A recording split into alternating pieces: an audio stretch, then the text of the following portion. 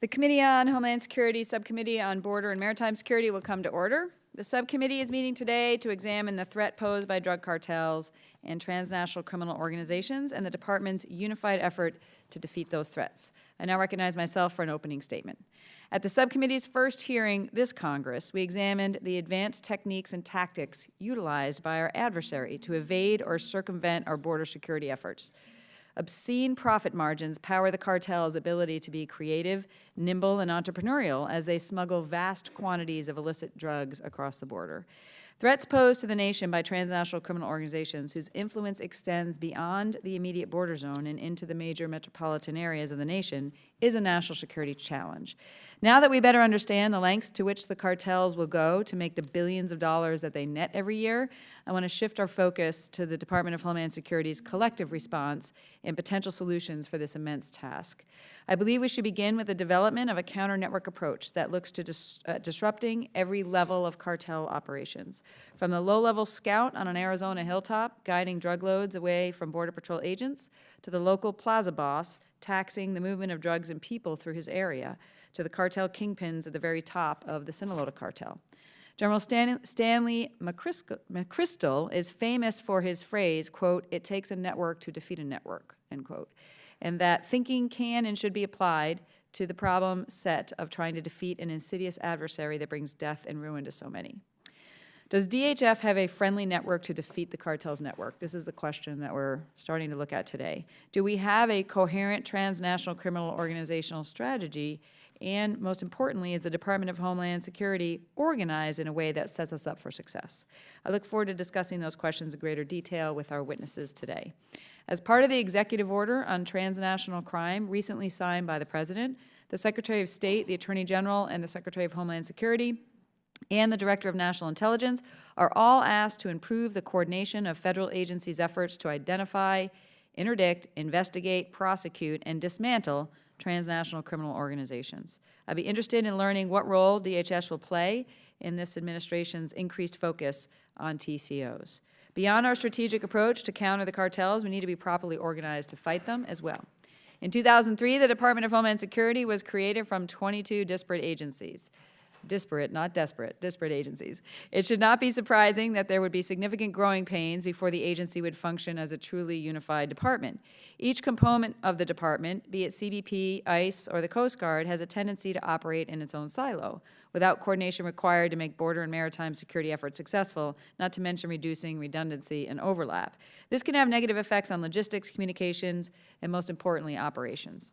Several years ago, then Secretary Johnson took a page from the Department of Defense playbook and created 3 joint task forces in an attempt to eliminate stovepipes and foster unity of effort along the border. 2 of these task forces, JTF East and West, are geographically based, while one, JTF Investigations, is a functional task force. The goal was simple: establish a streamlined and unified structure that prioritizes border security operations and investigations against the most meaningful cartel actors. This committee, working with our Senate counterparts, provided a temporary 6-year authorization for the Joint Task Force, which was included in last year's National Defense Authorization Act. The intent was to allow the concept to mature and provide ample opportunity for the department to demonstrate to this committee that organizational structure has measurably contributed to border security that would not have happened in the absence of these task forces. In drafting the authorization, we expressly borrowed several concepts from the Department of Defense, including joint duty training and joint duty assignments to foster a culture and operational mindset that we hope will transform the way that DHS conducts border security operations. Having done some joint assignments and joint training myself, I'm uniquely interested in seeing how this applies and translates over to DHS. Today is the very first time Congress has held a hearing on the new border security joint task forces. So I look forward to hearing from the commanders as we discuss how best to counter the growing sophistication of the Mexican cartels and the serious national security threat that they pose. The chair now recognizes the ranking member of the subcommittee, the gentleman from Texas, Mr. Vela, for any statement he might have. I thank the chair for holding today's hearing to examine the Department of Homeland Security Joint Task Forces. Those of us who represent congressional districts on the U.S.-Mexico border know firsthand the essential role several agencies within the Department of Homeland Security play in securing America's borders and facilitating legitimate trade and travel.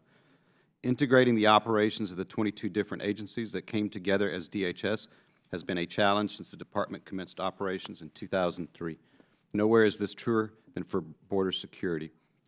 Using the Department of Defense as a guide, former Secretary Jay Johnson established the Border Security Joint Task Forces to help ensure Customs and Border Protection, Immigration and Customs Enforcement, and the Coast Guard work together to coordinate operations, maximize resources, and reduce unnecessary duplication of efforts.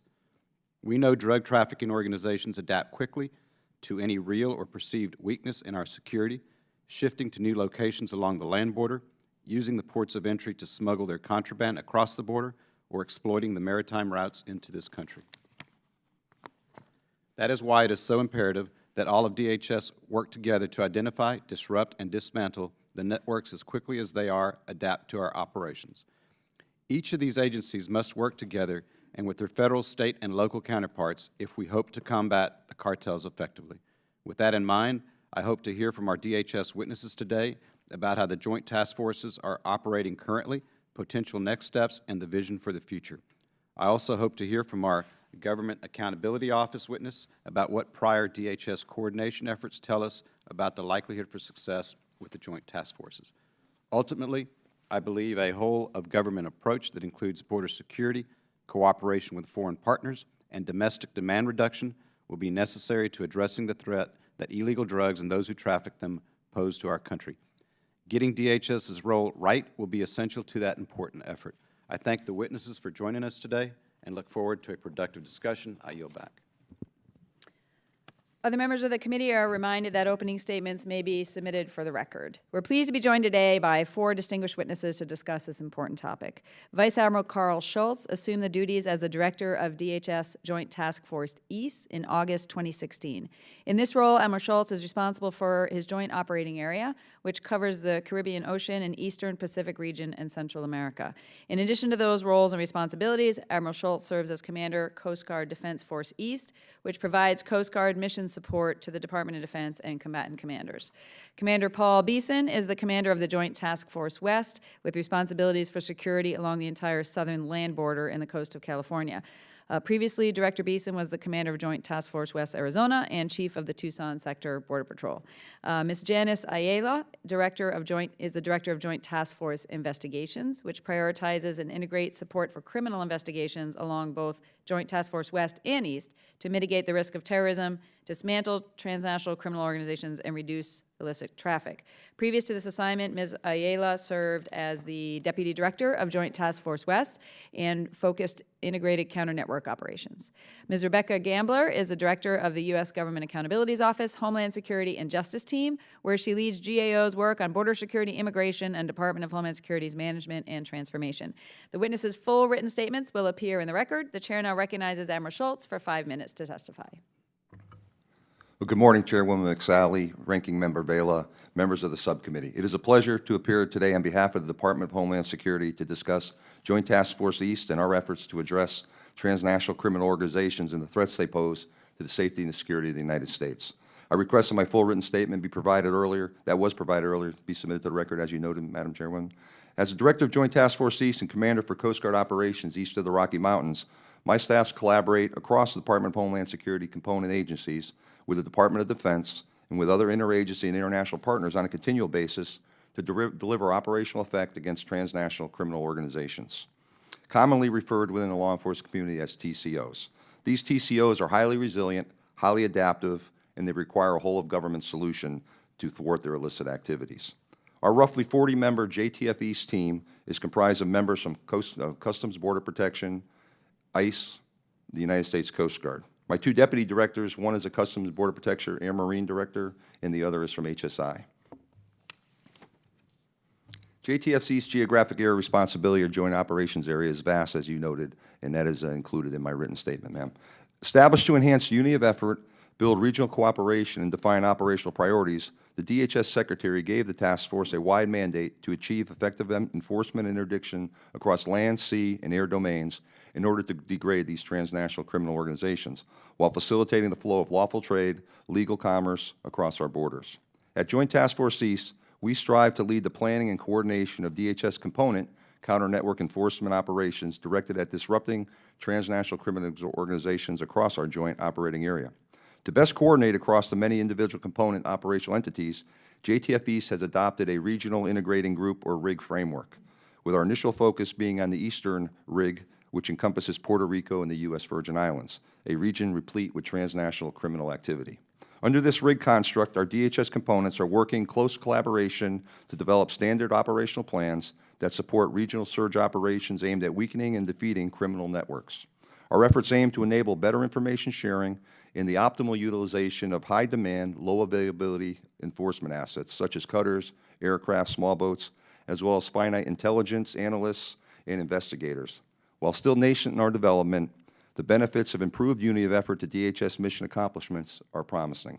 For example, during our November 2016 surge of resources to the Puerto Rican U.S. Virgin Island vector, JTF worked with DHS components under their standing Caribbean Guard operation and with the Department of Defense to reallocate resources stationed outside the region to support the Eastern Caribbean RIG's resource shortfalls, as well as leverage refined intelligence support from the Department of Defense's Joint Interagency Task Force South, often referred to as GIATF South.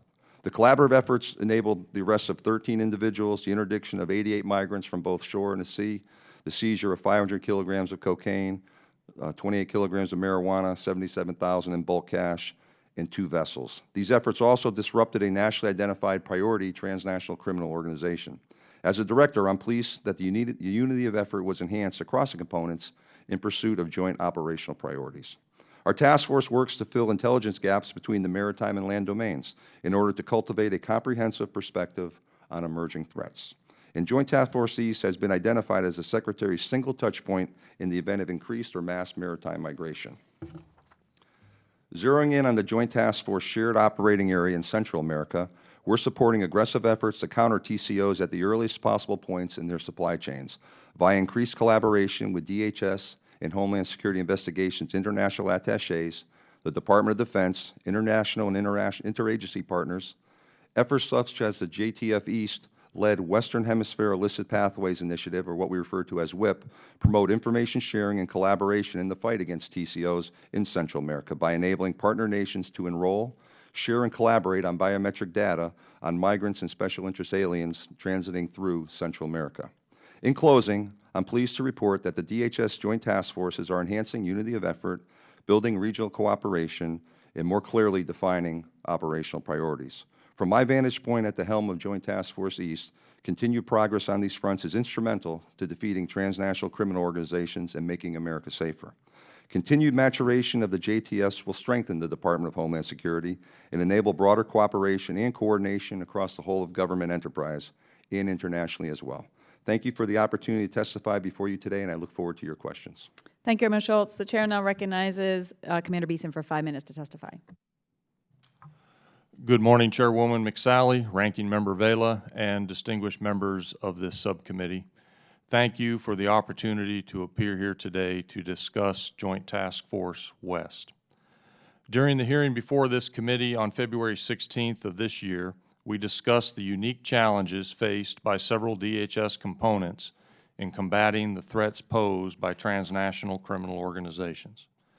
During that hearing, I discussed the advanced tactics and techniques and the networks used by TCOs to smuggle drugs and humans toward and across our southwest border into the United States.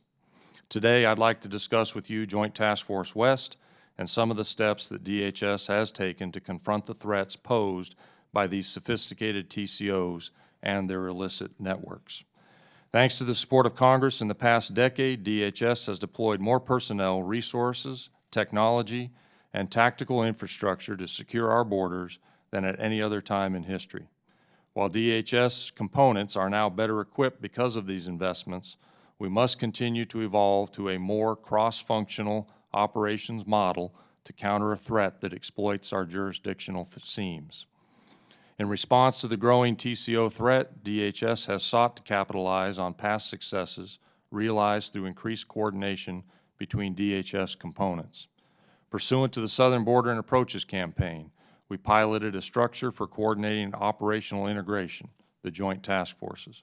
JTF West was responsible for the southwest border with Mexico from California to Texas. The land approaches through Mexico to this border, the littorals of the Gulf of Mexico off Texas and in the Pacific Ocean off California, and the airspace spanning U.S. territorial land and waters. JTF activities are coordinated and conducted through DHS components situated in 4 operational corridors, aligning DHS enforcement efforts with known traffic flows of illegal cross-border activities. This integration across geographic and agency boundaries along the entire southwest border is helping us to identify priority TCOs and complex and expansive networks, operatives, and affiliates. This enables us to design strategies to disrupt and ultimately dismantle these TCOs and illicit networks. While the JTFs are still in the early stages of integration and organizational setup, we have realized some successful outcomes of our coordination efforts. In fiscal year 2016, JTFW identified a total of 19 TCOs prioritized for disruption or dismantlement using a developed and standardized interagency process. 4 of these original TCOs have been dismantled. JTFW and JTFI continue to coordinate with DHS components to disrupt and dismantle those remaining TCOs that are still active. In addition to these longer-term efforts, JTFW led the coordination and execution of Operation All In. This operation sought to synchronize intelligence gathering investigations, interdictions, and other efforts through known human smuggling facilitators across the southwest border and into the interior of the United States. These individuals have been operating with impunity up to that point and profiting financially from their criminal enterprise. Based on the initial success of Operation All In, we have transitioned this operational concept to an open-ended, steady-state enforcement effort. These JTFs are examples of how DHS has embarked on enhanced information sharing and joint operational planning and execution. TCOs recognize no borders or authorities. The only way to combat a threat of this nature is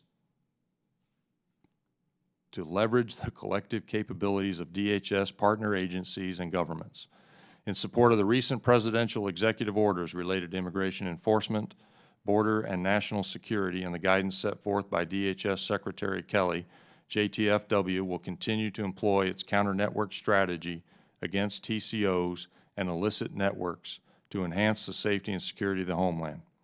Chairwoman McSally, Ranking Member Vela, and distinguished members of the subcommittee, thank you for the opportunity to testify today. I look forward to your questions. Thanks, Commander Beeson. The chair now recognizes Ms. Ayala for 5 minutes.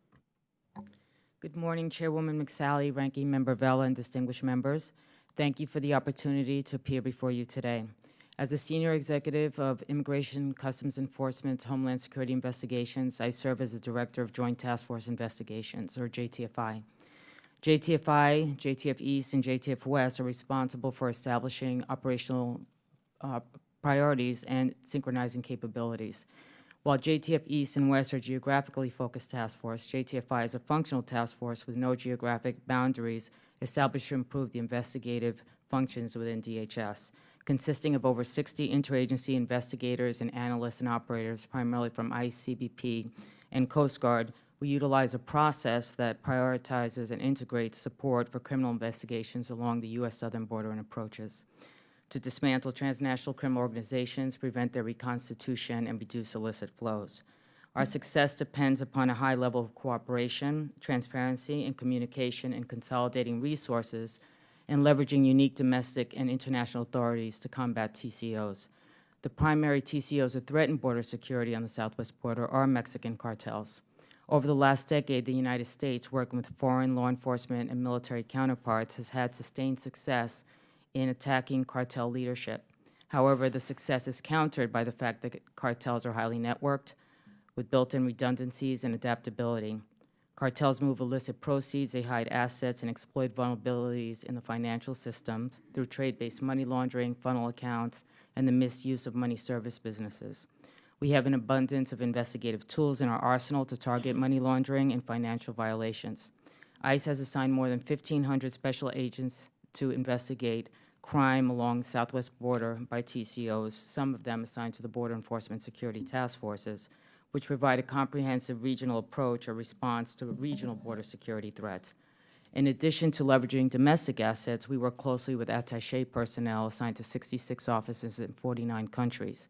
to include the engagement of ICE HSI Transnational Criminal Investigative Units, or TCIUs. They're composed of DHS-trained host country vetted counterparts who have the authority to investigate and enforce violations in their respective countries. These efforts, often thousands of miles from the U.S.-Mexico border in countries like Colombia and Mexico, essentially act as an outer layer of security for the southwest border.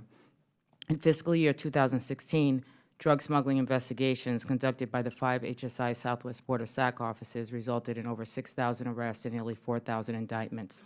JTFI prioritizes these and other DHS component investigations that cross international boundaries, prosecutorial jurisdictions, agency missions, programs, and operation areas, and as a result are linked to scores of United States and foreign investigations and prosecutions. To accomplish this, JTFI develops and manages the DHS-wide nomination and selection process for priority criminal networks called Home Court or Homeland Criminal Organization Target. JTFI also developed national case coordination that manages the most serious and complex criminal investigations impacting Homeland Security in support of DHS, task force, and component priorities. JTFI staff produces over 3,500 hours of monthly support, analytical and investigative, to home court investigations while developing and improving best practices related to joint investigations, analysis, and targeting. Over the last 20 months, JTFI coordinated and supported the targeting of 14 homeland criminal networks, comprised of several hundred individual criminal investigations involved in money laundering, sex trafficking, and the smuggling of drugs, bulk cash, weapons, and human cargo to include special interest aliens. As of today, 11 of those 14 criminal networks have been dismantled to the point they no longer pose a threat to Homeland Security. Thank you again for the opportunity to appear before you today, for your continued support of DHS and its mission, and I'd be happy to take any questions at this time. Thank you, Ms. Ayala. The chair now recognizes Ms. Gambler for 5 minutes. Good morning, Chairwoman McSally. Good morning, Ranking Member Vella and members of the subcommittee. Thank you for the opportunity to testify at today's hearing to discuss GAO's work on collaborative mechanisms and other programs DHS has used in its border security efforts. My remarks today will summarize GAO's work in 2 areas. First, collaborative mechanisms for coordinating border security operations, and second, DHS efforts to assess its use of resources and programs to secure the border.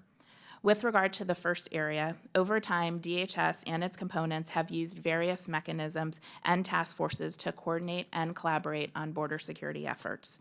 These have included entities like component-led border security task forces, broader multi-agency collaborative groups to share information and leverage assets, and the more recent joint task forces that are the subject of today's hearing.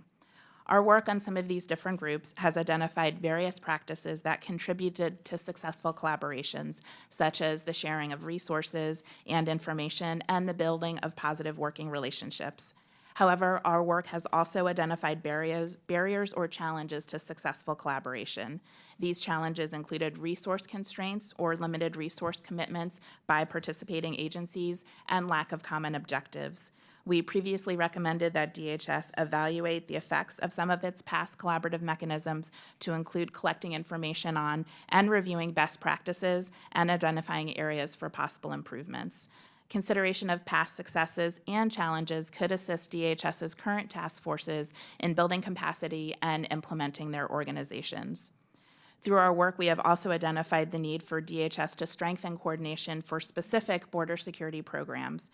For example, in a report we issued to this subcommittee in February of this year, we found that CBP needs to better document procedures for coordinating its operations using Predator B unmanned aerial systems, and we recommended that CBP do so.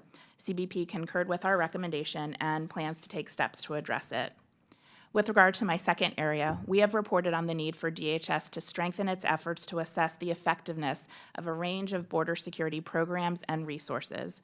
For example, we have reported on CBP's efforts to deploy fencing and surveillance technologies along the southwest border. A key finding from these reports has been the need for DHS to establish metrics for assessing the contributions of infrastructure and technology to border security.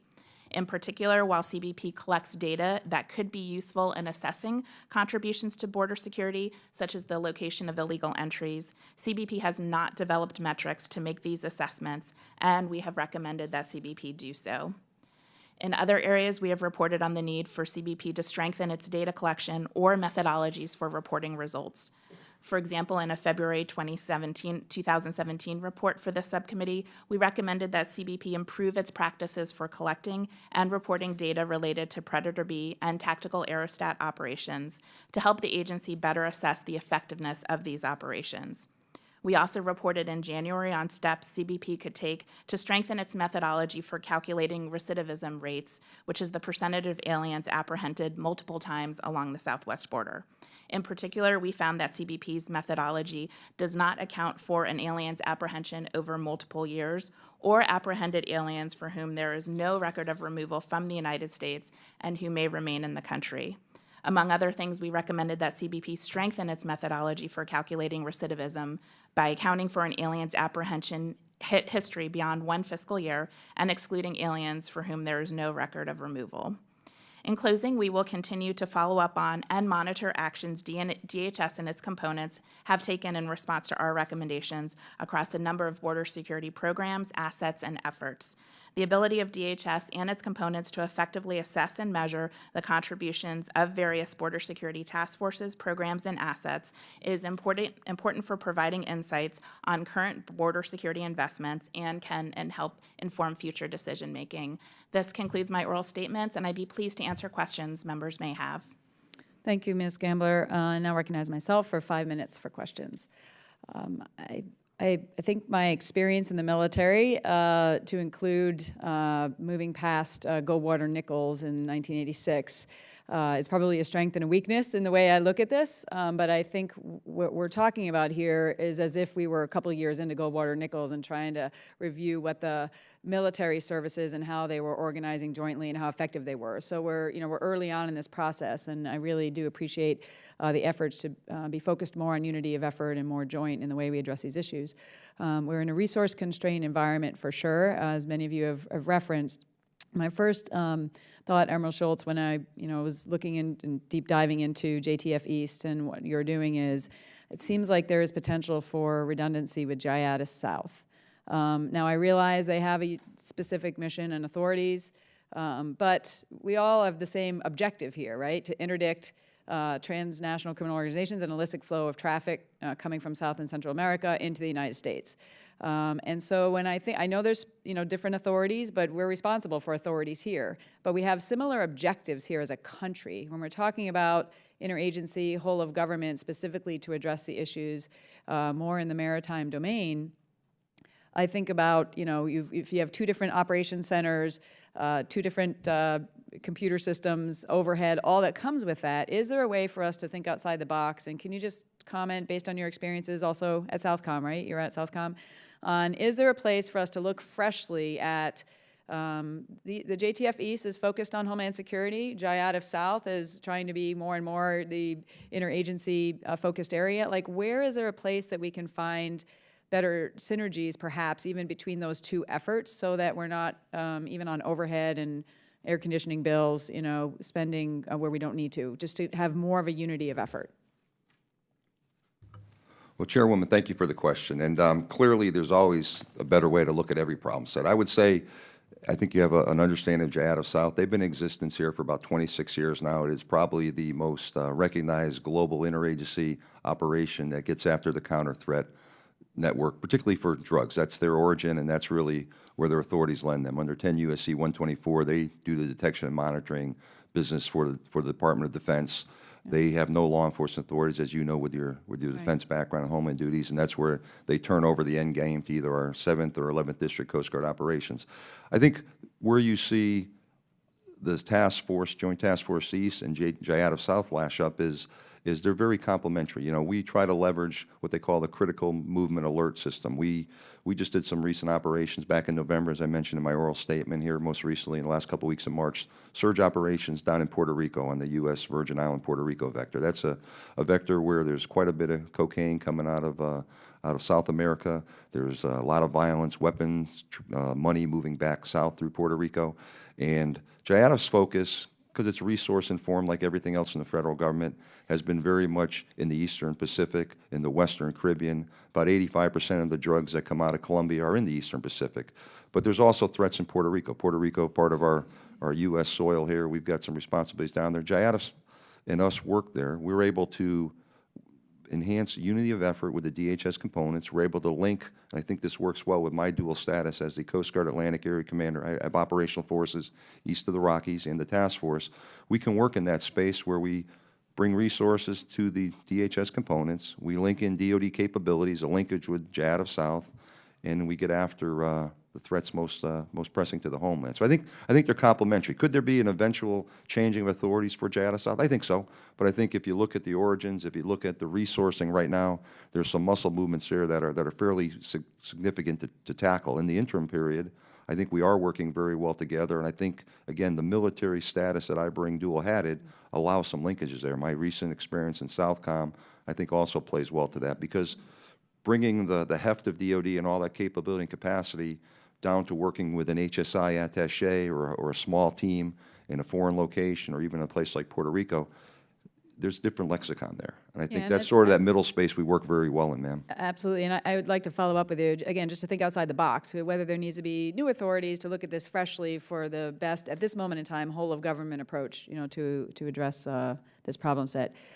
Chief Beeson, looking to the organization for JTF West and its division into corridors, are those corridors perfectly aligned with the sectors? And if not, is there an opportunity for us to align sectors to corridors so we're all operating in similar areas? Just, again, as we're evolving this process, if your Border Patrol sectors are your ground force of this joint force, and the JTF is looking jointly at each corridor, is there a way to line those up if they're not lined up?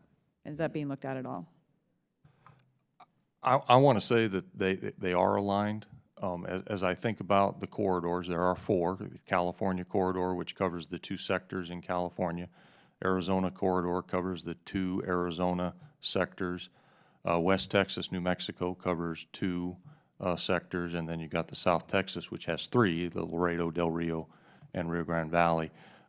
So each one of those corridors has a commander that is responsible for the coordination, collaboration of the DHS efforts. And so I think that the way that they're aligned, if I understand your question correctly, I think works. Okay, great, thank you. I'm over my time. Chair, now recognize Mr. Vela for 5 minutes. Yeah, I'd kind of like to follow up with the chairwoman's questions, and that is, Vice Admiral Schultz, with respect to JIADA South and JT East, I'm curious as to your thoughts as why we need both. Well, Ranking Member Vela, great question. I think we need both because I think their focus is definitely different. At the end of the day, as I mentioned, the statutory responsibility that JIADF South has supports drug interdiction, drug interdiction in the maritime domain. Are there possible expansions of authorities that allow you to do different, counter-network type stuff at JIADF South? Clearly, that's in the realm of the possible. I think we work, but we clearly work in that space with DHS components. Again, we at JTF East are not directing operations from my parent location in Portsmouth, Virginia. We're enabling operations. We're synchronizing operations. We're getting after that unity of effort. We're getting after that collaboration of regional DHS component work, and we're linking that to the operational priorities that are established from the Secretary of Homeland Security. They're mutually compatible, reinforcing with JIADF South, but I'd say right now, as I mentioned to the chairwoman, because JIADF South's work is resource-informed, they put their focus against the highest threats. And right now, the Eastern Pacific, given that JIADF's focus is drugs, most of the cocaine is moving in that vector.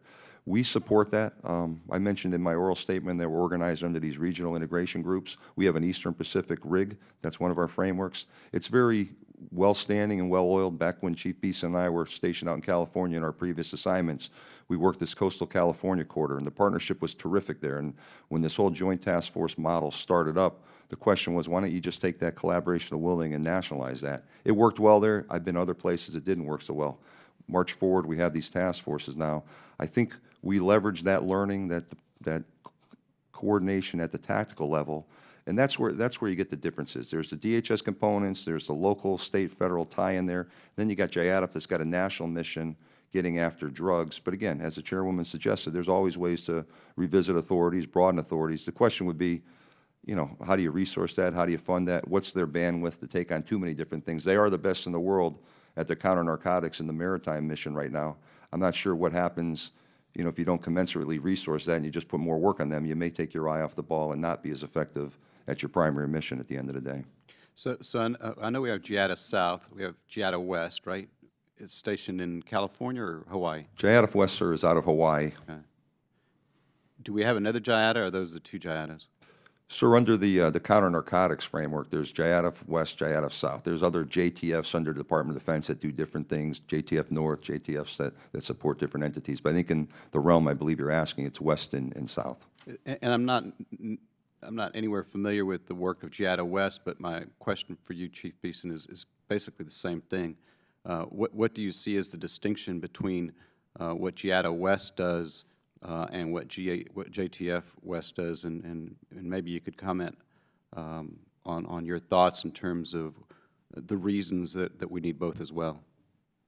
So I look at the task force, Joint Task Force West, East, and I as what is really a whole of government approach. I was a chief in a sector when these task forces were stood up, and I was also the commander of that task force in the corridor. What I saw, I felt like we had a very good relationship with our DHS partners in the corridor, but I did see it get better.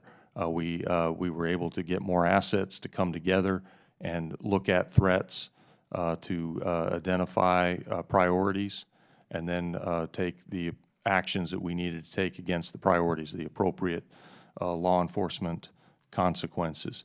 As I look at what we're doing as a JTF West, it's really furthering that DHS unity of effort, bringing together the partners. We're doing a much better job, I think, on identifying our threats and sharing our intelligence now than we were in the past.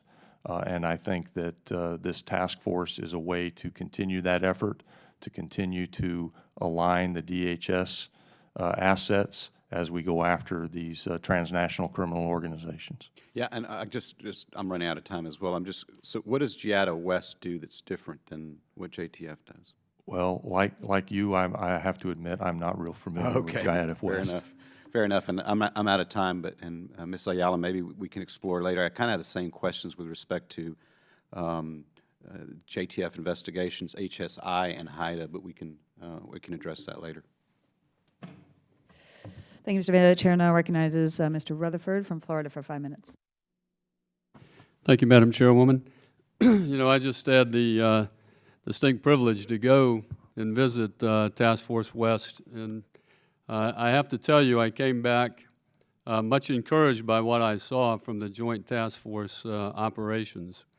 Admiral, if I could ask you first, you know, I think as we see more pressure placed on our land borders, we're going to see more pressure.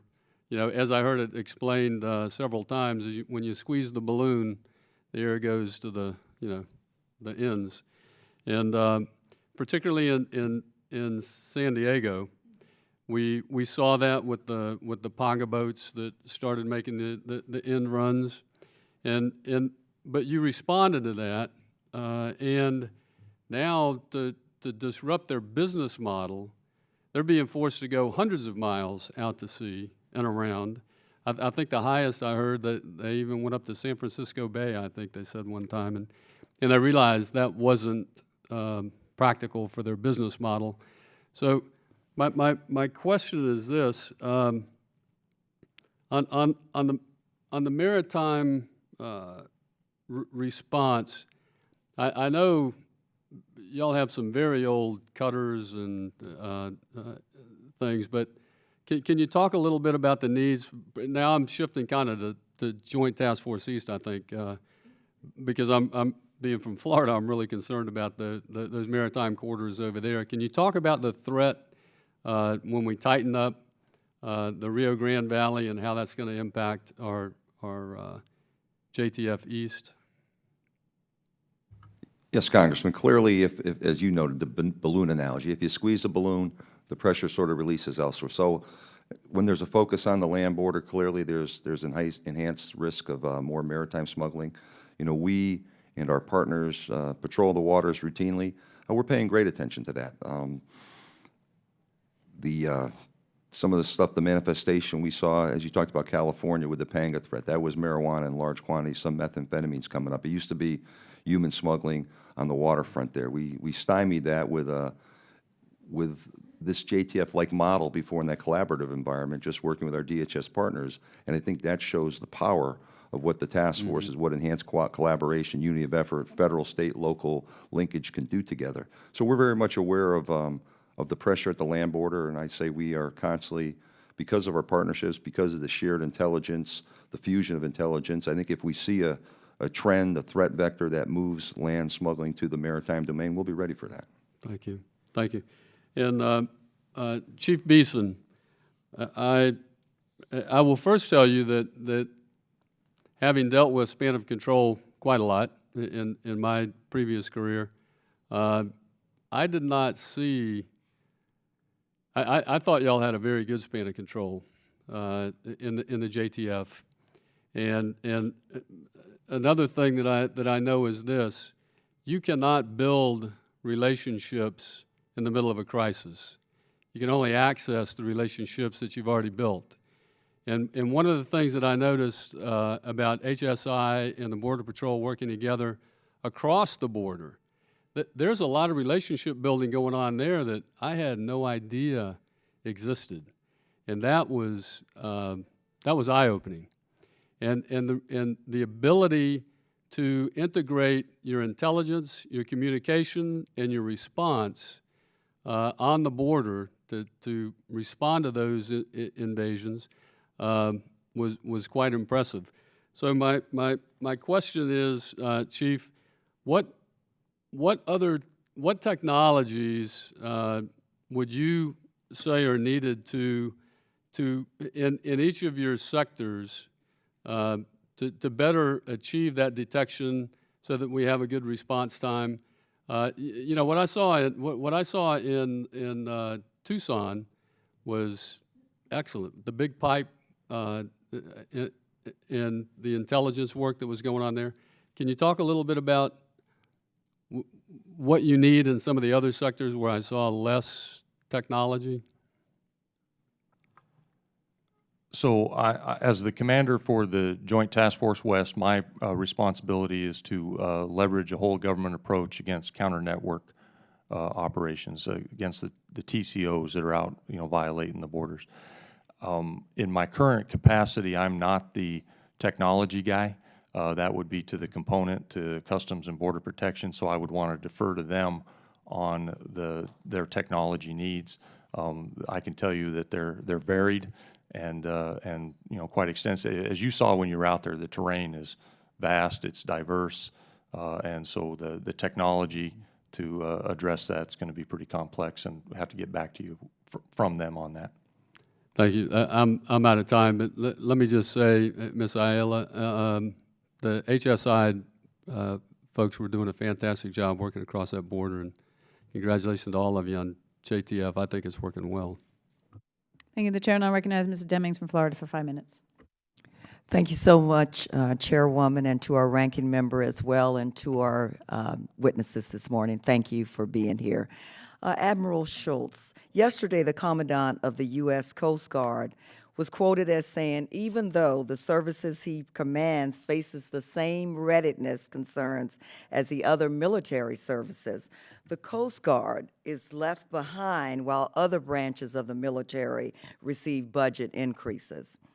Given that the current administration's fiscal budget for 2017 supplemental budget requests are supposed to bolster military capability and border security capabilities, how will JTF's East strategy and operations be impacted if the Coast Guard continues to be excluded from the overall discussion on resources and needs? Congresswoman, thank you for the question. And clearly, with the fiscal year 18 budget only being a blueprint at the Hill and the formal budget with the congressional justifications not coming to May, I'm at limit of what I can speak to there. I am confident that Coast Guard will be able to sustain our current level of operations and our ongoing acquisitions efforts with the budget that is proposed. There is talk of a defense supplemental out there, I think, to the tune of $52 billion. And I think the Commandant's comments speak to, you know, we are one of the 5 armed services. Clearly, when you talk about national security, homeland defense, there are Coast Guard equities as part of that discussion. I believe that will be a multi-year effort. The Department of Defense has many readiness challenges as we've been a nation at war here for more than the past decade. The Coast Guard clearly shares some of those readiness challenges, some of our force construct challenges, and clearly as one of the 5 armed services, we'd like to see, you know, potential future inclusion there. But again, we understand the demands on DOD, the challenges on DOD. I think the Commandant's comments yesterday were framing it in, don't forget the Coast Guard is one of your 5 armed services, and we have national security and homeland security missions, and just to keep the aperture broad for future inclusion in those discussions. But by no means are we at risk in 18 here to sustain our level of operations. As it impacts the task force, as it impacts my Coast Guard duties, I'm confident the Secretary, having served under his leadership at Southcom, understands the unique capabilities that the Coast Guard brings to the problem set better than anyone in this town here. And I think we'll be in fine shape here. But clearly, we, as an armed service, we want to be considered on those readiness challenges because they're very real in the Coast Guard as well. We had 6 years of funding at or below the Budget Control Act level,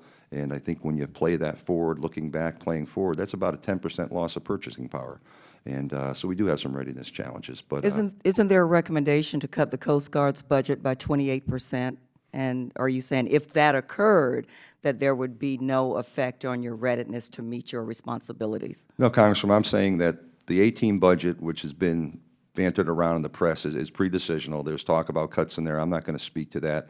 I believe the Commandant of my leadership has had conversations with the Department, with the Secretary about our needs, and I believe those needs will be addressed that will allow us to sustain our operations and maintain our critical momentum on our acquisitions programs. But we have come out of multiple years of funding at the BCA level or below, which has not allowed us to sustain growth with you know, the increasing costs of things.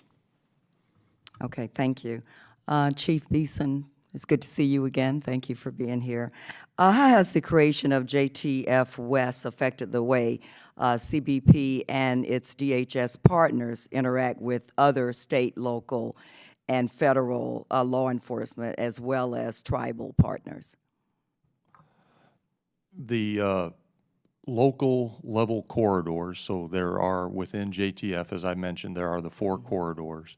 And at that level, the commanders there are interacting with state, local, tribal law enforcement partners, something that we have been doing since I've been a Border Patrol agent. I mean, certainly the ability for us to work together to address border security issues has been very impactful for us. You know, we utilize Operation Stone Garden to provide some source of funding for some agencies so that they are able to leverage that stream of funding and provide some border security assistance through increased patrols by law enforcement in particular areas, and then it usually runs the whole gamut from the state, local, and tribal. I know my colleague asked about technology. What other areas are there room, or is there room for improvement? So I think technology is certainly one. Staffing, you know, we continue to look to increase our size, and then of course there's still the border barriers. We're still looking to enhance those. Okay, thank you. I yield back. The chair now recognizes Mr. Duncan from South Carolina. Thank you, Madam Chairman. We've been focused on the southwest border for a long time for interdiction of smuggling and narco trafficking. In fact, in 1974, in response to a study by the Justice Management Division of the U.S. Department of Justice, the study was entitled A Secure Border, Recommendation Number 7, A Secure Border.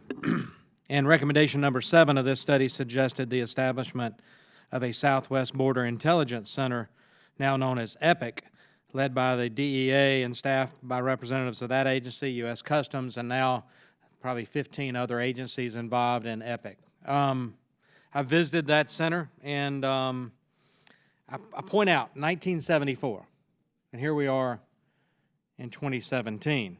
So the question I have for the panel is, how is EPIC leveraged in your JTF? And I'll start with Ms. Ayala.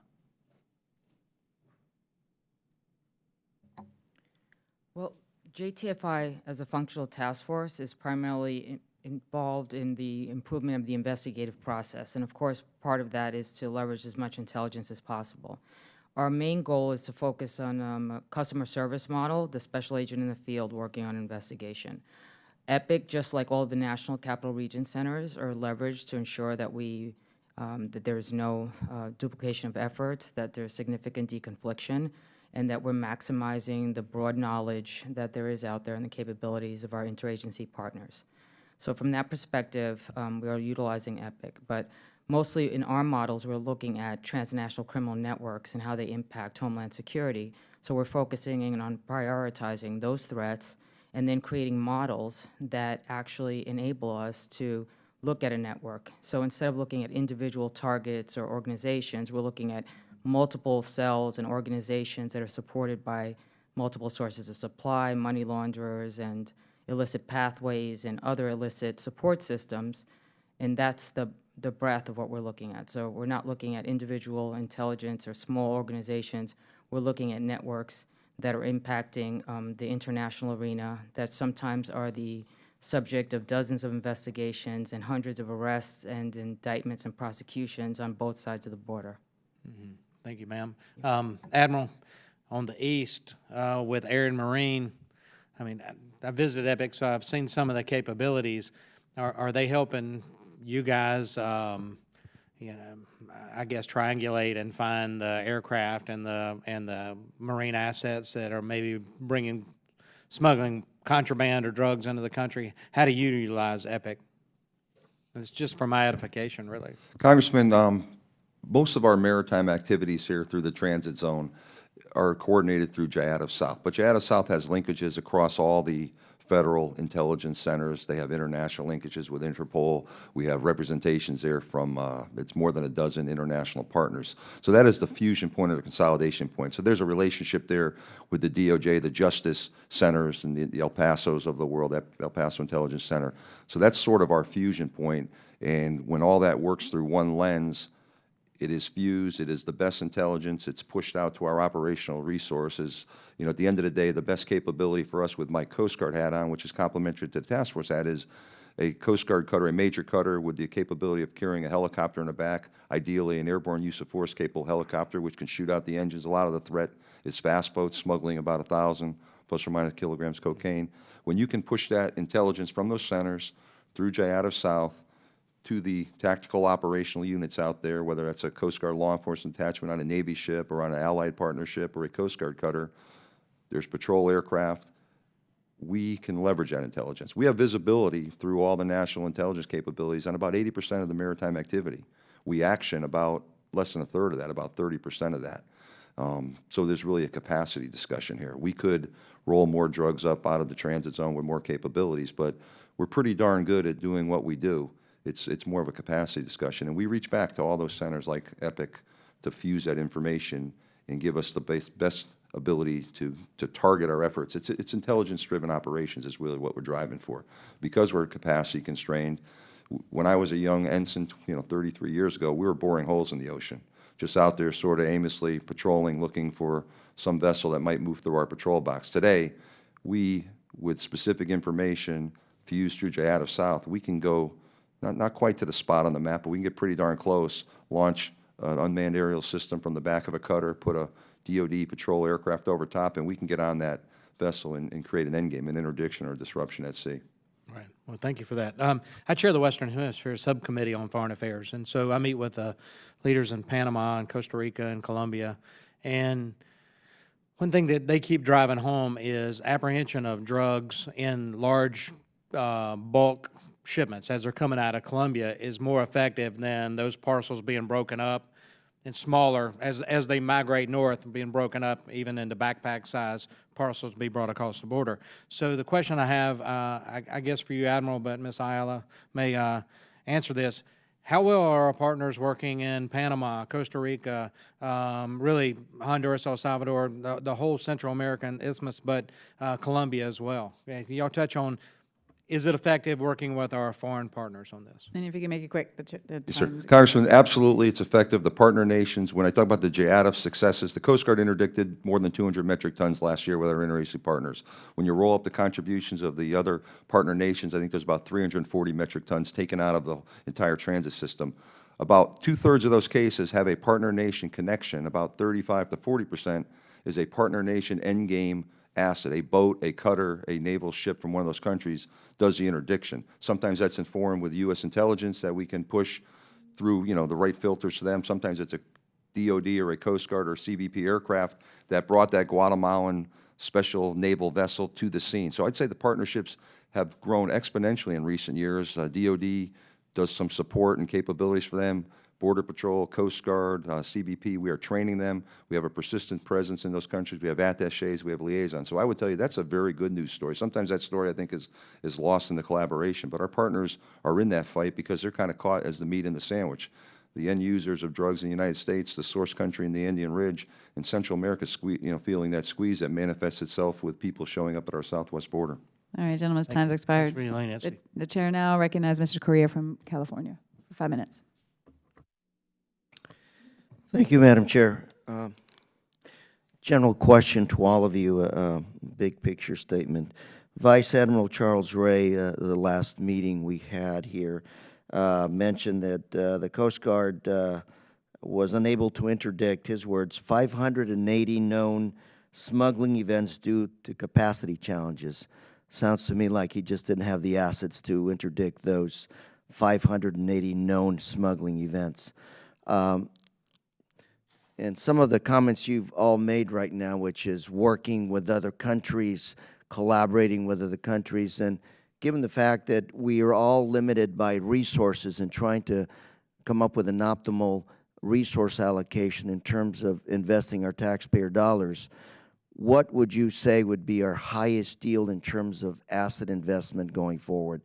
New ships for the Coast Guard, greater cooperation with our neighbors to the south in terms of intelligence, multi-layered defense, multi-layered border system, so to speak. And it's a general question, but I'm asking you to answer it given your experience out there in the field.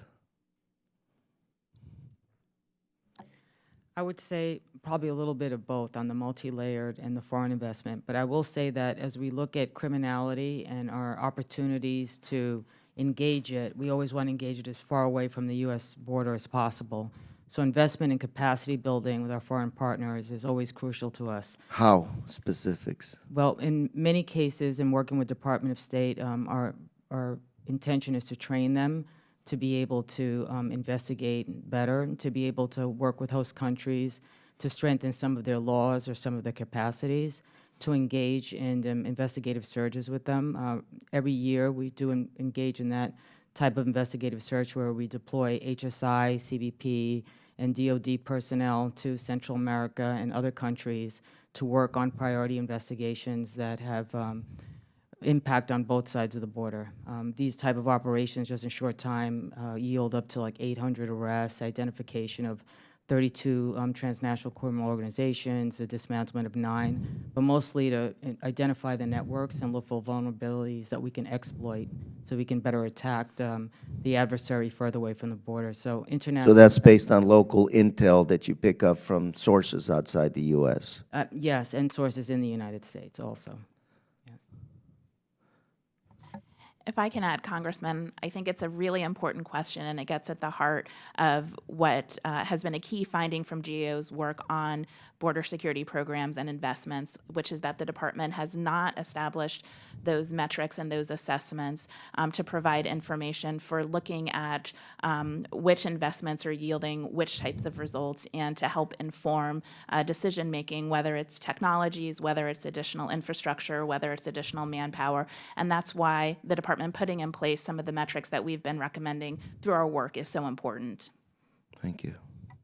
And Congressman, per my answer to Congressman Duncan, it is a capacity conversation. I think from a Coast Guard perspective, I think the best way to get after that for us is to maintain the momentum we have on our recapitalization efforts, our national security cutters, our offshore patrol cutters, our fast response cutters. The Congress has been very supportive. Keeping steady, predictable funding moving forward for us will allow us to replace 50, soon-to-be 60-year-old ships that are working on those threat vectors. Our folks are doing a terrific job, but kind of walking back to my answer about the readiness challenges, when you're maintaining a 50-plus-year-old ship, you know, suppliers for those parts don't exist anymore. There's challenging. We're doing a little bit of that in the backs of our people. So getting those new ships fielded, putting the helicopters, we have C-27s, 14 C-27s that came to the Coast Guard from DOD with the support of Congress. We need to missionize those. They're slick aircraft. Right now they go out and they can patrol, but they don't have any capabilities to detect and surveil out there, and getting the predictable funding going forward to make them operationalize is part of that solution. Admiral Ray, let me interrupt you and say, Admiral Ray, Admiral Schultz, mentioned again 580 Right. known drug smuggling targets. Yes, sir. Not enough assets to go after them. It sounds like you need more assets as opposed to a predictable revenue stream, predictable funding. Well, Congressman, more is clearly adds to the equation. You know, I talked about the 70% we didn't action. We had intelligence, and we acted against 30% of that. So that is a conversation purely about capacity. But you need to have the right type of assets. There's been many forays in recent years about pushing vessels out there. You need that vessel, and I mentioned previously about what's that capability that really allows you to be effective on that mission. It's that flight deck equipped Coast Guard cutter with an embarked helicopter that can deploy use of force, and an over-the-horizon boat supported by unmanned aerial surveillance or maritime patrol aircraft. So the right capabilities adds to the equation. Just pushing ships out there with the wrong capabilities. We have allied partners that contribute. The Navy was very much part of this mission set, but the Navy has subscribed elsewhere in the world with a rising, Russian threat and the South Sea China threat. We're not seeing a lot of the Navy in this hemisphere. Admiral Tidd, General Kelly talked about the Coast Guard being his Navy in the Western Hemisphere, and that's reality. So there's a resource component, sir, but I think the momentum, getting those assets out there, is probably the practical way to keep moving forward here. I yield, Madam Chair. The chair now recognizes Mr. Hurd from Texas for 5 minutes. Thank you, Chairwoman. Admiral Schultz, if you had $999 million in FY17, how would you use it?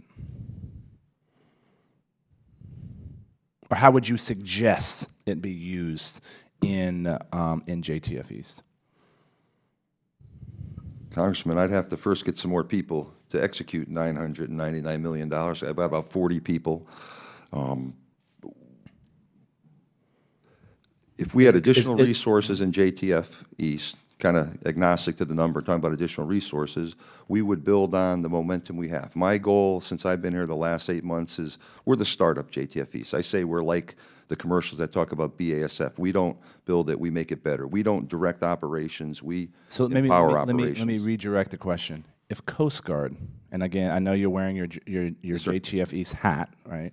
But if Coast Guard had $999 million, how would they use it? So if we had just under $1 billion, we would get after some of our readiness challenges that we've been forced to kick the can on a little bit here. That's maintenance, that's operations. We are looking to... Can you buy any more boats with that? We are looking to maintain momentum on bringing an icebreaker into our ranks. We've got 2 icebreakers, one medium, one heavy. There are demands in the Arctic that warrant a heavy icebreaker. Right now, we're looking to move that down the rails. The Commandant's talked about trying to field that ship by 2023. That's an ambitious endeavor. Some additional funding towards that to meet that timeline is important. Absolutely. Good copy. And I just want to confirm, and you've said this multiple times, and Chief Beeson, I'm coming to you with the next question. A third of the actionable intelligence that Coast Guard has, they can only act on a third of that because of capacity issues. We action about 1/3 of the information we have. We have information on about 80% of the maritime movements. We get after about 1/3 of that. So, Chief Beeson, is that a similar problem that Joint Task Force West and Border Patrol has when you look at our southern border with Mexico? I would say that it is not. I mean, we're not, in terms of having a vast number of intelligence targets to go after. That's something that, if you were to give me $999 million, I'd be looking at building our intelligence capabilities. You know, I think that I've seen some really, to me, phenomenal intelligence successes where leveraging the intelligence community has really paid off for us. But it's for us in terms of intelligence targets, it's not what I would call a target-rich environment, something we need to continue to build on. So this question, again, to you, Chief Beeson, Ms. Ayala, I welcome your impact. As a former human intelligence officer, I would say that countering narcotraficantes and kingpin human smugglers is not a national intelligence priority. If we made it a national intelligence priority, had it as one of the top 3 of the NIPIF, that we would see increased intelligence coming from Mexico and Central America that can be used to direct some of your limited human resources. Am I crazy to think that? Would you agree? Help me refine that understanding. Ms. Ayala, you can go first if you're interested. Yes, I would say that I'd be happy to answer that question and give you certain examples of how we prioritize or are able to leverage that in a different environment and classified setting.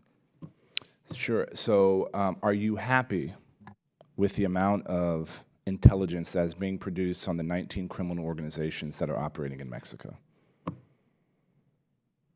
I know from our perspective, we're beyond the 19 criminal organizations as we're looking at the network. We could always use more intelligence, and we could always use more systems in order for individuals to be able to go through that intelligence, properly analyze it, and determining what we go after first. Which is the lead agency responsible for collecting intelligence on drug trafficking networks coming through Mexico? What agency within the federal government? CIA. What is DEA's role?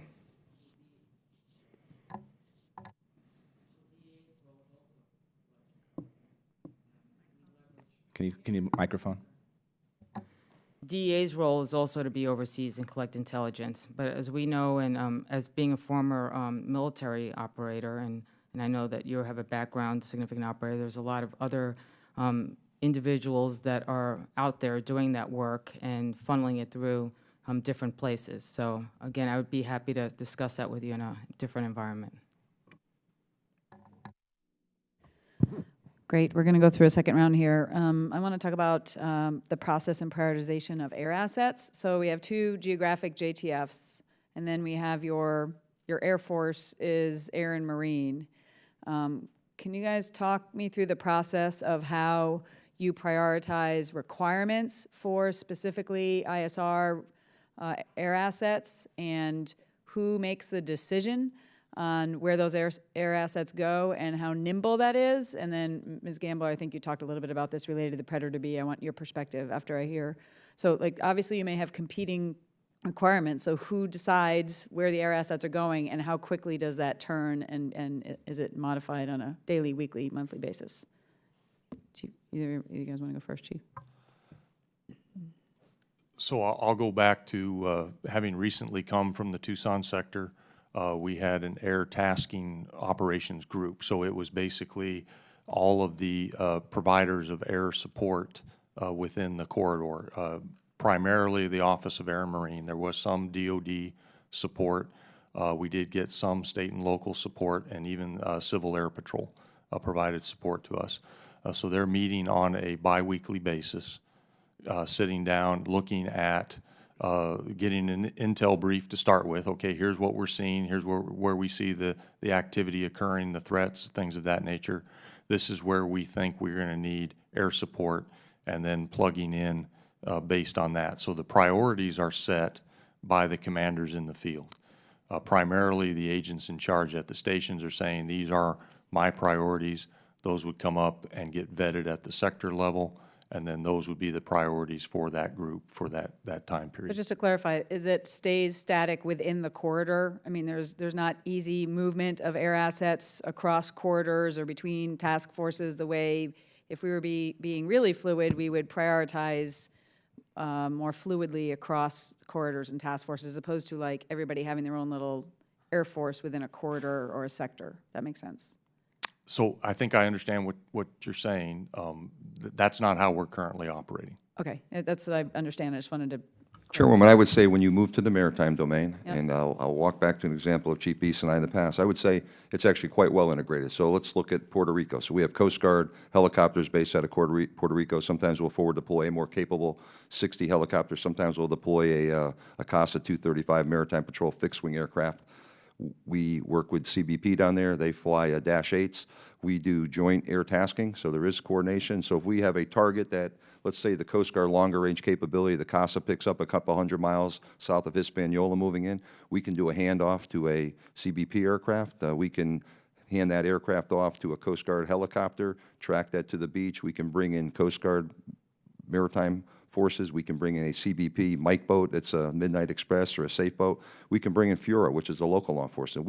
We've perfected that. When Chief and I worked in California, we would have a panga coming up for 18-hour transits, 20-hour transits. The Congressman Rutherford talked about that. We could keep air on top of that. It typically started hundreds of miles away with a Coast Guard C-130 aircraft. We would sometimes use the CBP MEAs, the small twin fixed-wing aircraft, do a handoff there, ultimately to a 60 to another C-130 until we had an end game. So I think we've actually worked in the scheduling of that, and we're perfecting that at the maritime. And when you get to land-centric, if Chief's team comes forward with a request to the Coast Guard, maybe out of San Diego in that corridor, we will respond to those on a case-by-case basis. We don't fly a lot over the land, but we certainly will support those requests when they come in. Great, but generally speaking, there's not a lot of fluidity between JTF East, JTF West air support assets. You're generally talking about what is within your ability to task in JTF East, but there. Well, if we're talking in the wet domain, I would say there absolutely is a coordination through at the very pointy end at our sectors in the Gulf of Mexico, at the regional coordinating mechanisms. They work across that seam without border. I mean, if there's a need, we talk to CBP Air Marine, they talk to Coast Guard, we can interchange, we can be, what we try to do is minimize redundancy. So I say in Chief's world, predominantly in the land-centric border, we're not flying a lot of Coast Guard air there. So I'd say you're not seeing that synergy because there's not that sort of demand signal. We're working in different spaces most of the time than west. Yeah, but specifically air and marine assets, I guess, is what I'm getting at. Yeah, I would tell you, ma'am, I think there's a great story there. Okay. I think we schedule jointly together, we have, rooted out any redundancies, and we can do hot handoffs where, these cases, particularly in the water when they're fast-moving targets operating at night, shutting down the daytime, if you're not on top of them, they're very difficult to go back and detect again. So it's all about that efficiency, that crisp handoff, and I think we got that wired pretty well. Ms. Gambler, your perspective on? Yep, related specifically to Predator Bs, Chairwoman, we found that there were some differences across the different air and marine operation centers for Predator Bs. So some of those operation centers did have procedures for coordinating requests for Predator B support, and then some didn't. And so our recommendation was to better improve those coordination procedures as they relate across all of the different air and marine operation centers for the Predator Bs. So they're specifically asking request for a platform as opposed to a capability in some of these centers? So we looked at what are called the four operation centers from which Air and Marine flies the Predator Bs, and so some of those air operation centers have procedures for coordinating the requests that they receive for air support and that kind of thing, and some didn't.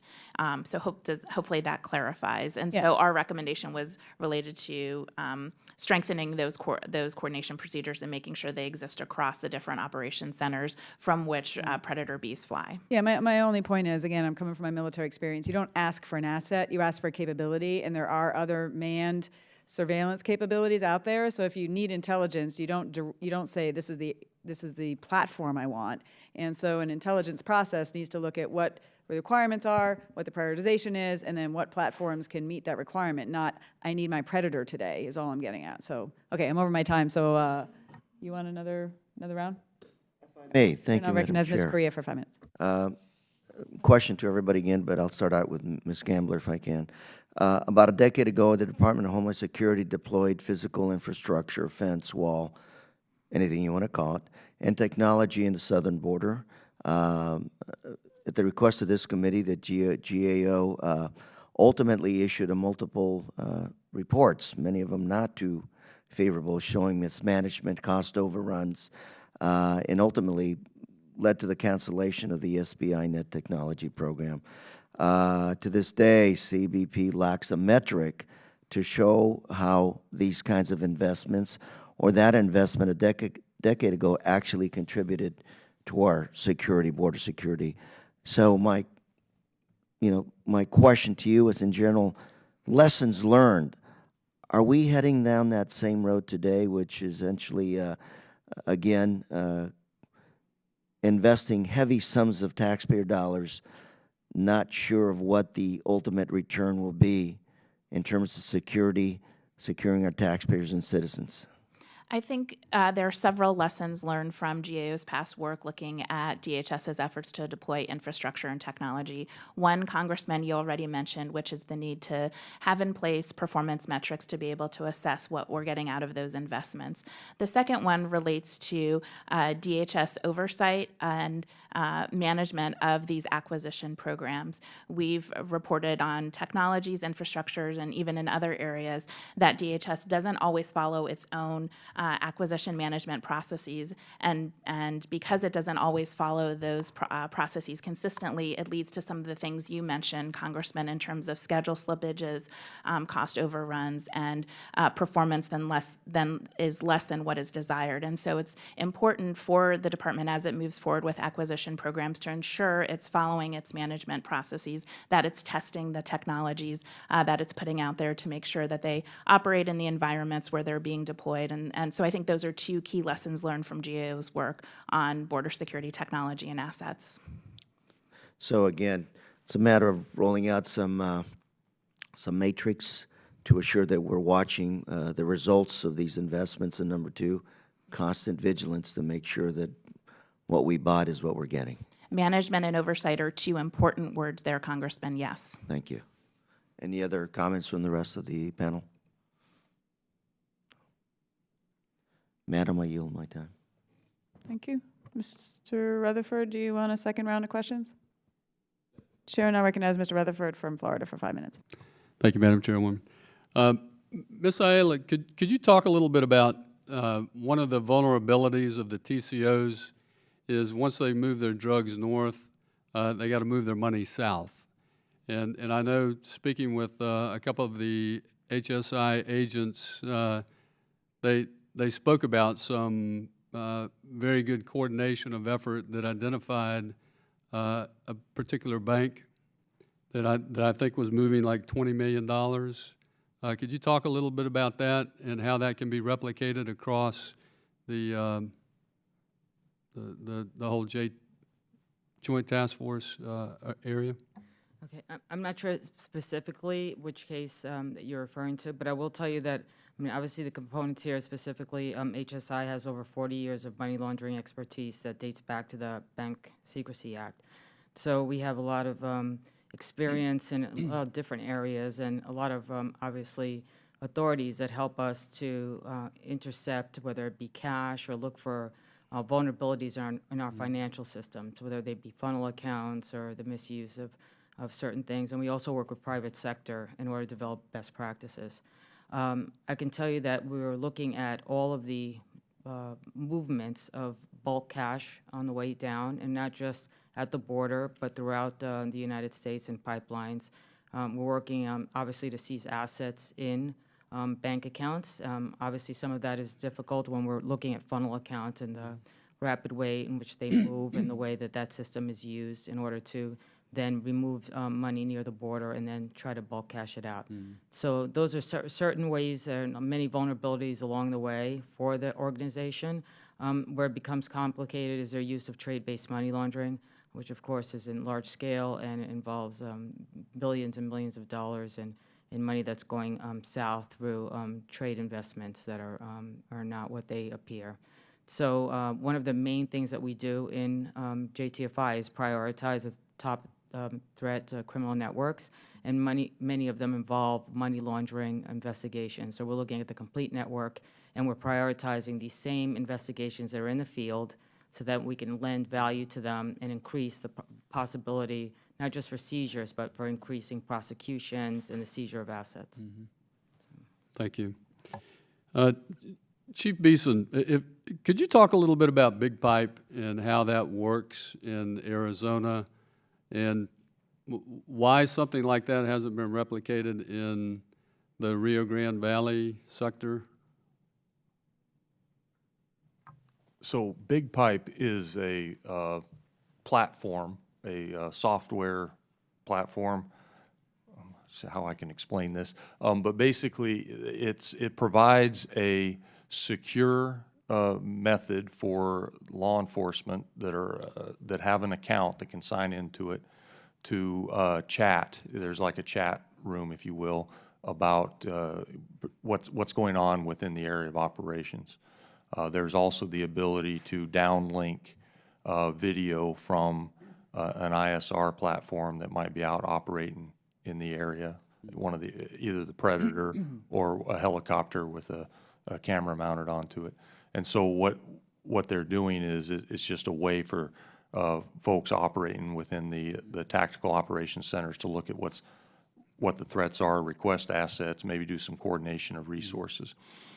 It could be replicated across the southwest border. I don't know that it is or isn't being used in Rio Grande Valley. I just know, having come from Tucson, that we were making effective use of it there. Yeah.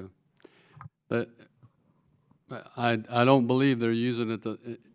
Well, they're not using Big Pipe, but I mean they are trying some integration. But that's why I was asking about the technology needs for, across the board, because that's something that the integration that we saw there, that I guess you started, is something that we need to replicate over in the Rio Grande Valley. I would like to take credit for starting it, but the reality is I had a number of predecessors before me that actually did that. So Oh, okay. Well, I just got to reap the you just benefits. mentioned that you were there, so I just, okay.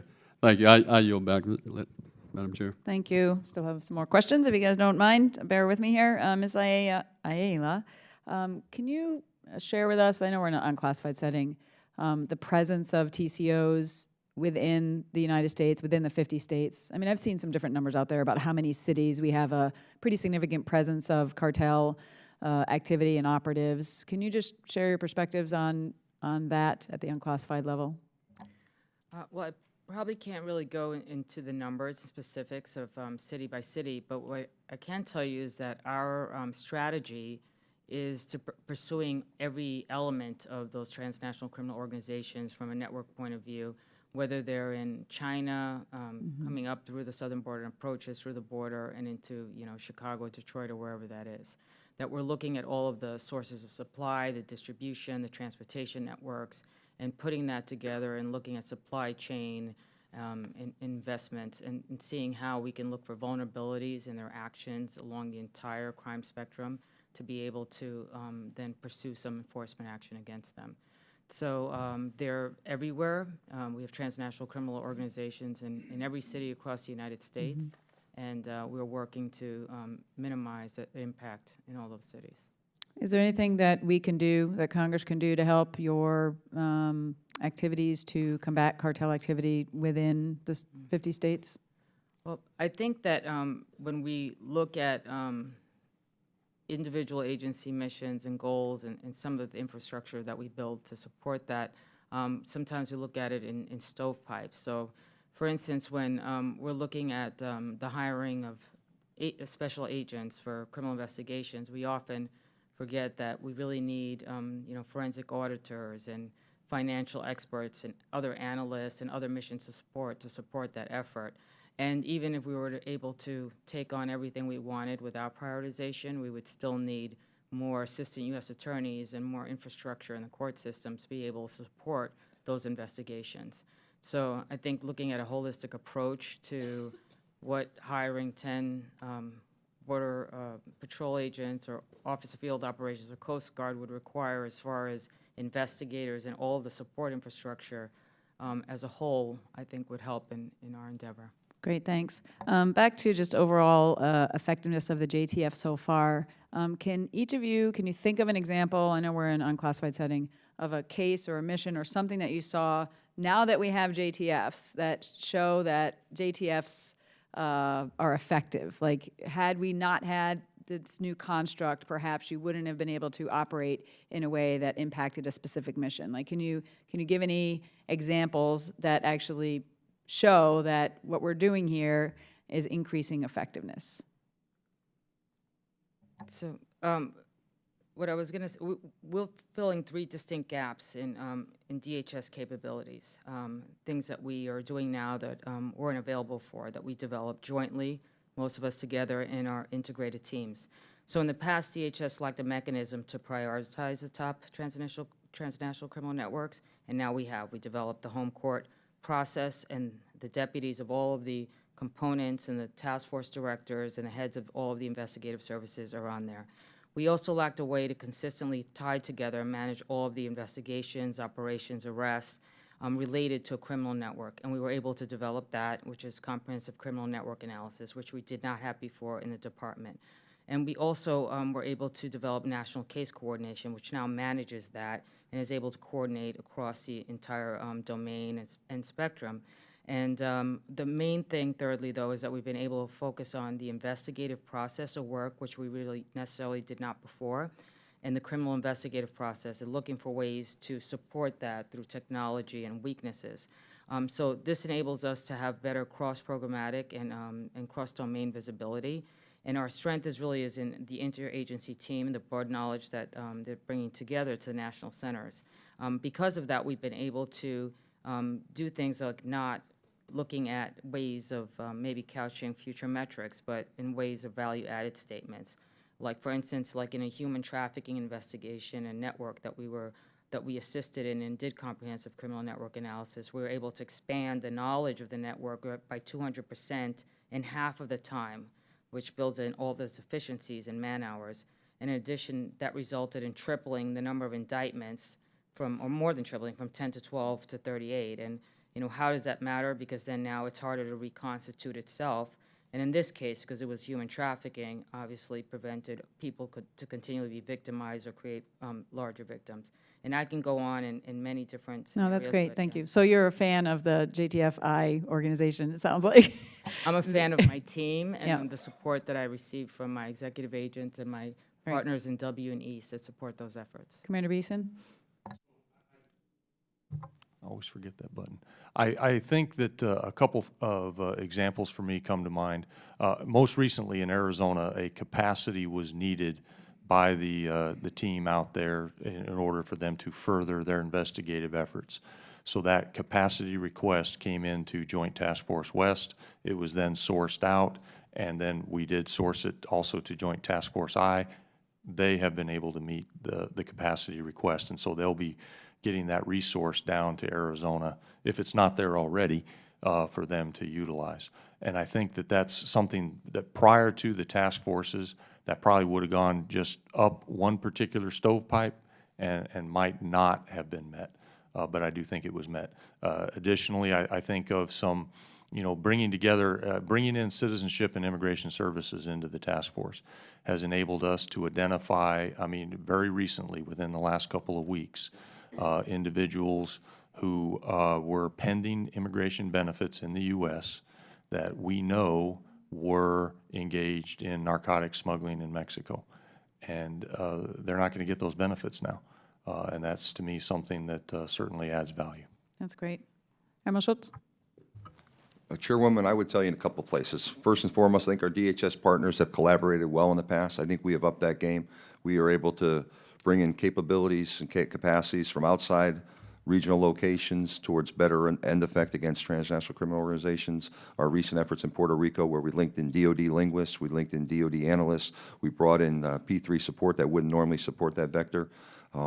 In the Western Hemisphere Initiative, Illicit Pathway Initiative I talked about, in Central America, we are fielding a capability with partner nations where they can enroll migrants moving up through the Central American corridor.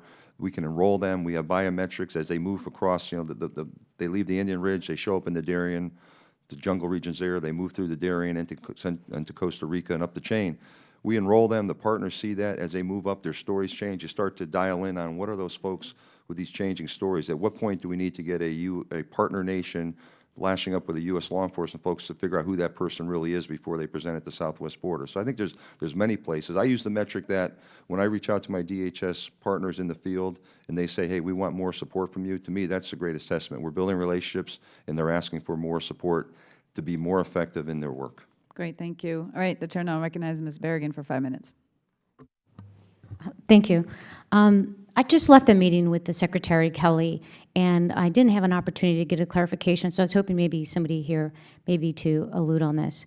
Right now, when an agent goes out for an enforcement action, they have, as he stated, they have a name of somebody who's a target, and that agent has orders to go find this target. But if, for example, the order is to go out and arrest Nanette, and my friend, Tim is with me, and it turns out Tim's undocumented, he's being picked up too.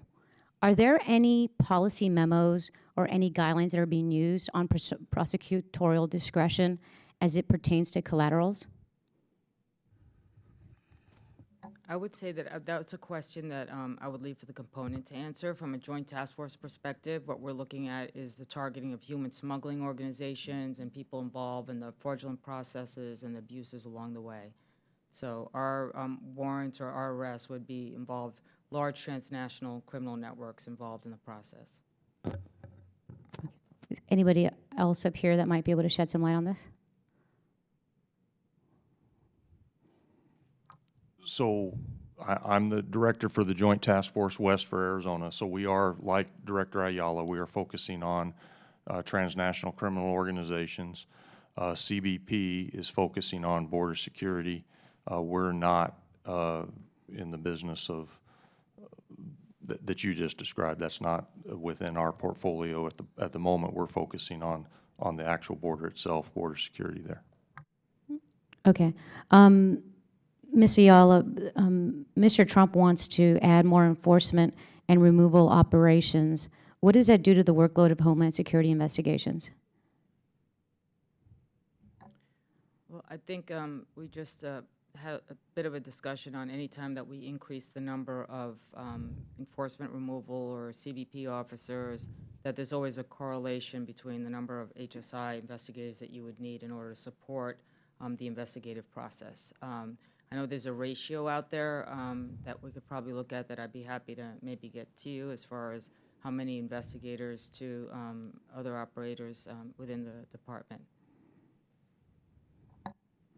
And what does it do to ICE's office of the principal legal advisor? And this is where we were speaking about earlier on the holistic approach to looking at the assets and the support that's always needed, because you're always going to need, anytime you plus up in one area, you have to plus up the support mechanism. So that would be Office of Principal Legal Advisor, that would be mission support, that would be analytical support, it could be other technological support and other equipment that goes along with it. So it's a complete, I would say, a huge pie of percentages and trying to figure out which correlates to what. And I know that there are workforce models that are out there that each component has that addresses that. So that reminds me, we've been hearing a lot about ramping up and hiring a lot of new ICE agents and, adding 10,000 agents. But we haven't heard a lot about adding support for the courts, right? The court's already backed up. As somebody who has actually represented a woman and a child in an asylum case from Guatemala, my case took 3 years. And I was limited to maybe an hour and a half in court, and I keep going back until I got, a full 6 hours. We aren't really hearing anything about ramping up cost for courts and making sure that we're following through on the judicial side. Do you foresee that we're going to see that, or do you have any comment on that? Our goal is always to have more prosecutorial resources or space for our, so we're separating out from looking at transnational criminal organizations.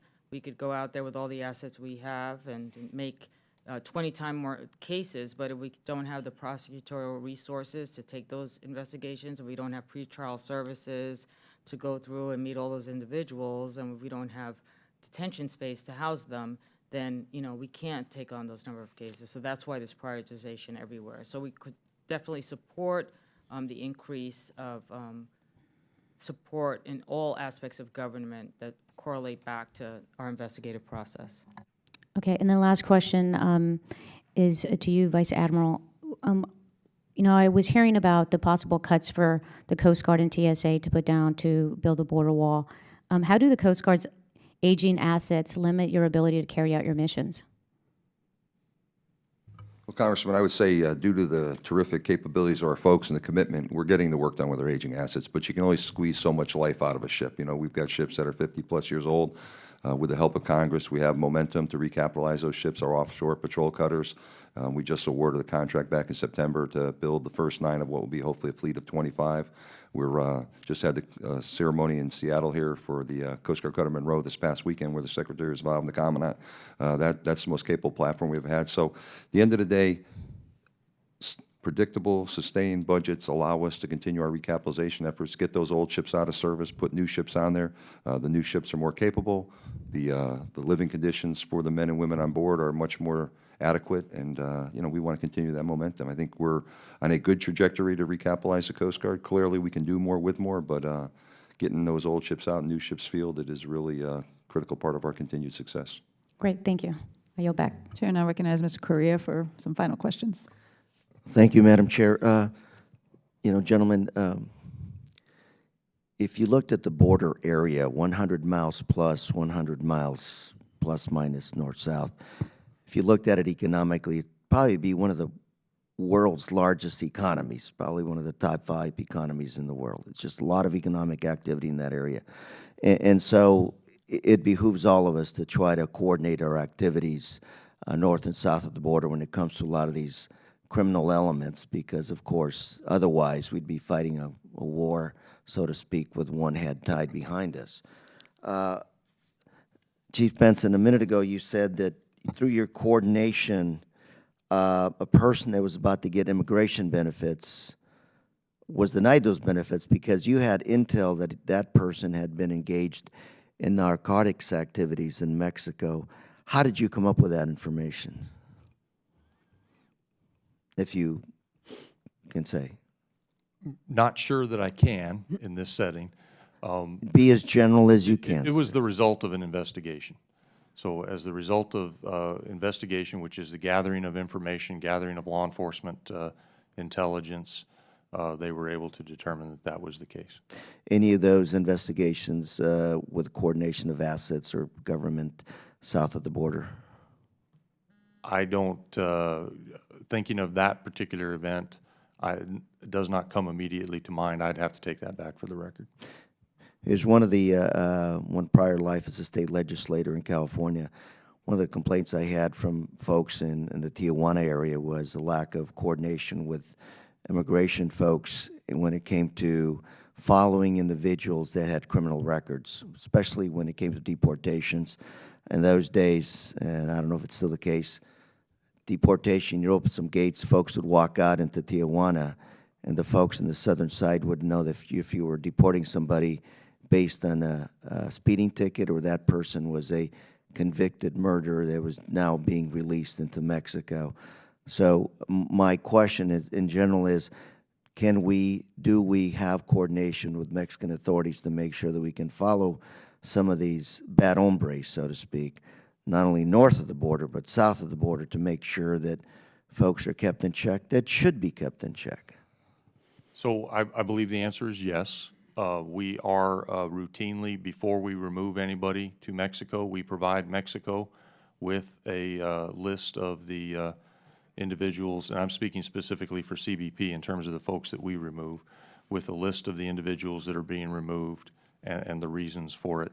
We work closely with Mexico to check and see if individuals that we've arrested are wanted, if there are outstanding warrants for them in Mexico. We have, on occasion, we do see where there are individuals that we have arrested in the U.S. that have outstanding criminal warrants in Mexico. So we're making sure that when they are returned to Mexico, that Mexico knows, and we're essentially meeting them at the border and turning them over to them there. My final question, shifting gears a little bit. Drug law in Mexico is a little bit different than it is in the U.S. right now, given the emerging pattern in the U.S., clear pattern of legalization of marijuana in the U.S., whereas in Mexico it's still a serious crime. You get caught with possessions of significant amounts, and you're going to do 10, 20 years in jail. Is that complicating the relation between the U.S. and Mexico in terms of enforcement